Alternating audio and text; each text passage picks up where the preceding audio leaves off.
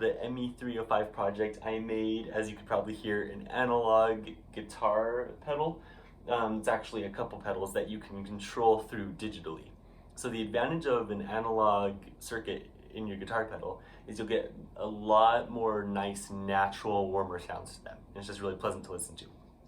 The downside is you don't get a whole lot of versatility. Each time you want to get a new sort of sound, you kind of have to go buy a new pedal, and the analog ones are pretty expensive, a couple $100s a piece for some of the nicer ones.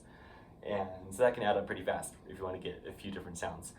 There's also digital, which is a lot more versatile, costs less, but it doesn't sound quite like nearly as nice. So you won't get the nice natural harmonic distortion. It'll sound a little bit more bitter almost, or just not quite as pleasant to the human ear. That's because of how this frequency spectrum with the harmonic overtones works out. So I'm gonna bring you over to the pedal here. I'll set my guitar down really fast and kind of give you a look around. So in here, I built in two pedals into it.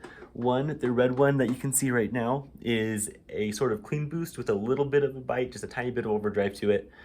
And then I can switch it. Right now it's on 1, so if I press 1, you'll see, oh, we're on pedal 1 right there. Then I can switch to the pound sign.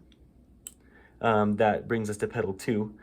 And that is the distorted one. And I can, so this is the main user input.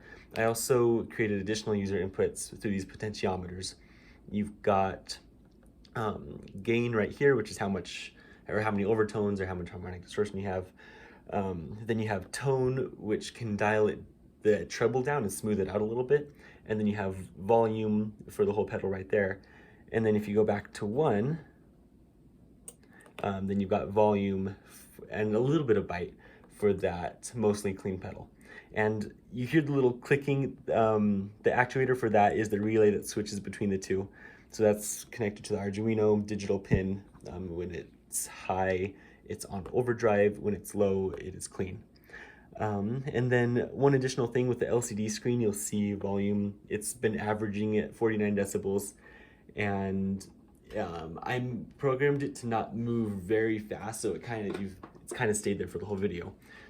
So that way, it doesn't move around any too much. But you'll notice it goes up when I blow on the volume sensor here. See, 89, 79, and then back down to 49. So that way you can look at it and see, oh, I've been playing, guitar really loud for the past hour at 95 decibels. I should turn it down before I get hearing damage. So that's the the idea there. And that is pretty much the whole thing. So I will, oh, and then one more thing. You can also no longer control it digitally, but there's another input here where you can do it manually as well. So there's 2 different types of inputs. And then that way you're just controlling potentiometers. There's less digital control for people who don't want that. So that's an option as well. And I'll just play it for a few seconds so you get an idea of how it sounds like. And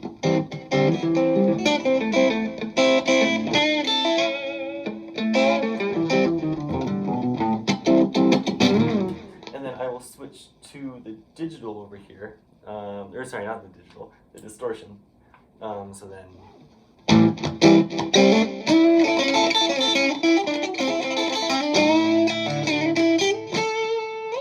So that's pretty much the idea. It's pretty fun to mess around with. You can get a lot of sounds, but I'm out of time.